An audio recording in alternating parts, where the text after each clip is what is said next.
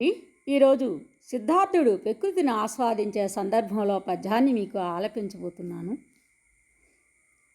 క్రొందలిరాకు సౌరు గైకొన్న విశాలన భోంగనమ్ములో అందములల్కవోయు కలహంసములన్ గనినంత సాఖ్యరాజనందనుడు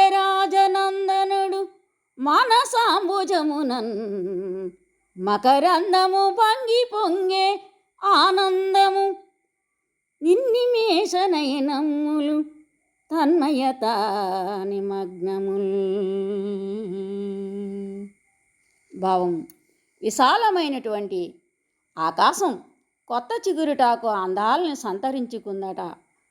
ఆ ఆకాశ వీధిలో హంసలు తమ యొక్క అందాల్ని వలకబోస్తూ ఉంటే ఆ అంశలు అందాన్ని చూసినటువంటి ఆ సిద్ధార్థుడు గౌతమ బుద్ధుని యొక్క మనసు అనే పద్మములో తేనె పొంగినట్లు ఒక నిమిషం పాటు సిద్ధార్థుని కనుల్లో ఆనందము పొంగి తన్మయత్వం పొందాడు అని దీని యొక్క భావం.